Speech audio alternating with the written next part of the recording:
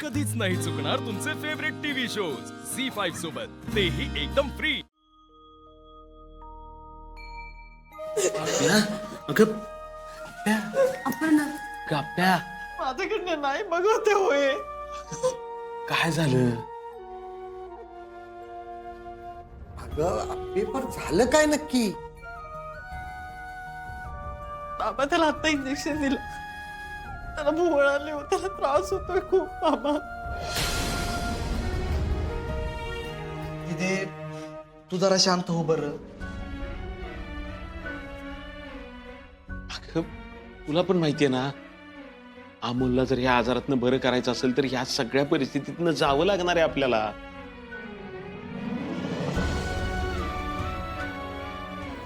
असं धीर सोडून कसं चालेल आप्या? बाबू मला हे सगळं कळतंय हो, पण मी आई आहे त्याची. मला नाही बघवते त्याला असं. वंस, अहो तुमच्याकडून आम्हाला धीर येतो, आणि तुम्ही जर असं घाबरून गेला तर कसं होईल सांगा बरं. हे बघा, तुम्ही स्वतःला सांभाळा.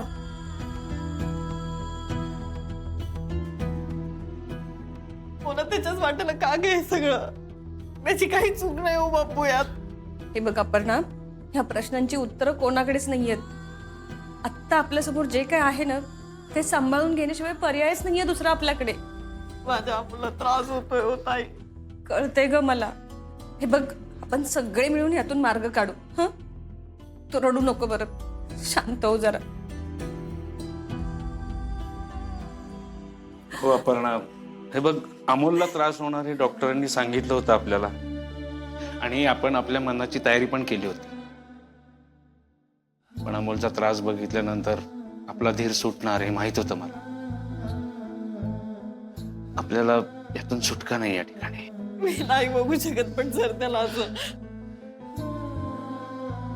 गाप्पे, अमोलच या आजाराला धीरानं तोंड देतोय, आणि तू तसा हातपाय गाळून बसलीस तर कसं चालेल? हा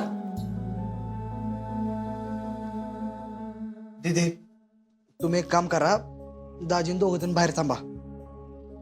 स्वप्नील सर आणि रुपाली ताई जातील आत. मी दाजींना बोलून आलो. हा,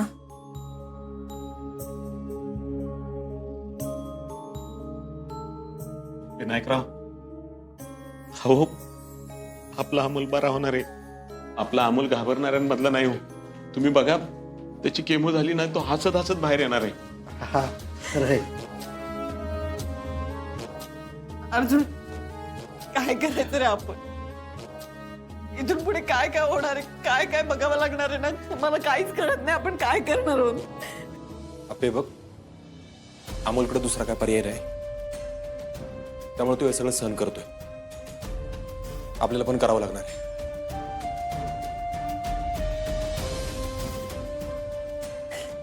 आपण सगळं हा, आम्ही थांबतो आत.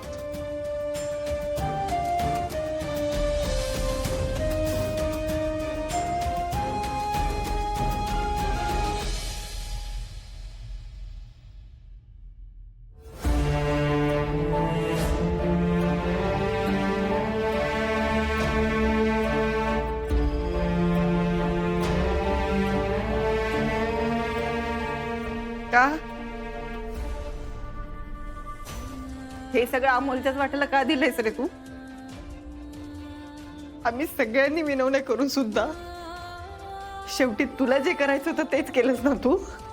तेव्हा अरे मी अमोलला सहज शक्य होईल असं यश मिळू देत असं कधीच नाही मागणार तुझ्याकडे.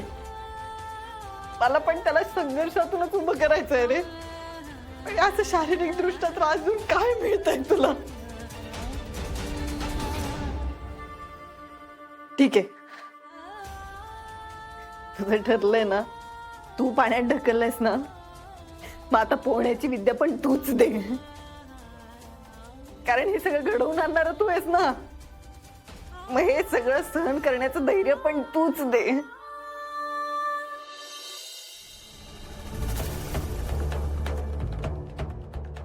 तुला काय वाटलं? तू माझ्या पोराला त्रास देशील, मी तुझ्या पाया पडायला येईल का? तुझ्या पायावर डोकं ठेवील आणि भीक मागेल का? माझ्या पोराला बरं कर, माझ्या पोराला बरं कर, असं अजिबात नाही होणार. ना मी माझ्या बायको पोराला सोडून कुठं जाणार आहे, ना मी कुठं निघून जाणार आहे, ना मी माझ्या जबाबदाऱ्यात झटकून जाणार आहे. इथंच आहे मी माझ्या पोराबरोबर.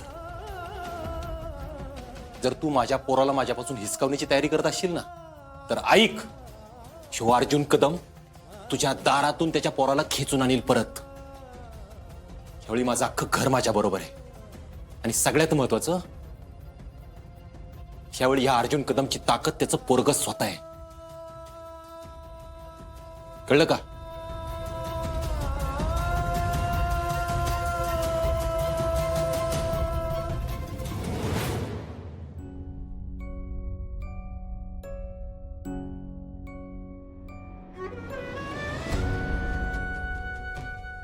देवा, आजपर्यंत मी आणि माझ्या आप्यानं तुझ्याकडे कधीच काय मागितलं नाही. इतकी संकट आली, तू आमच्या पाठीशी खंबीरपणे उभा राहिलास. आता एवढंच मागणं आहे, आमच्या अमोलच्या पाठीशी खंबीरपणे उभा राहा.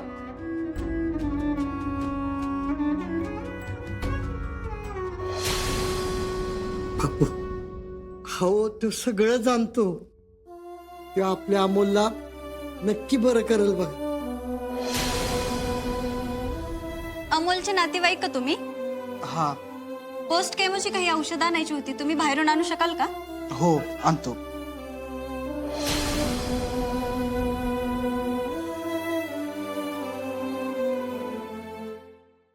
अप्प्यार्जा, तुमच्या डोळ्यातल्या ह्या पाण्यासाठीच माझा सगळा खटाटोप चाललाय. अहो, मी येऊ का तुमच्यासोबत?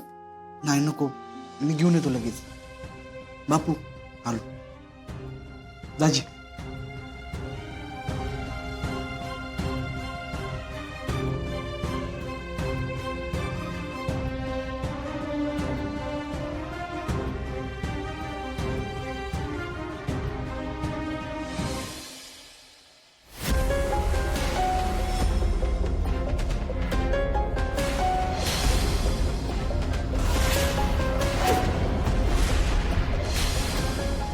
संकल्प ढोबळे? आता इथं संकल्प होता का? What boy?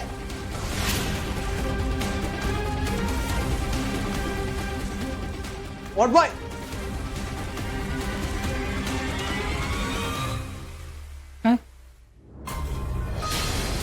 नाही नाही, काय नाही, थोडी गल्लत झाली. सॉरी. ओके, या तुम्ही.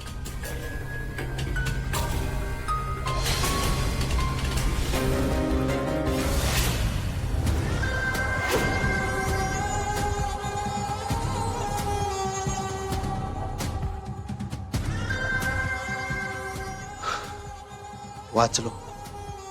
आत्ता जर दीप्याला सापडला असतो ना, तर सगळं संपलं असतं. झी5 ॲप डाउनलोड करा आणि पहा सर्व एपिसोड्स एकदम फ्री.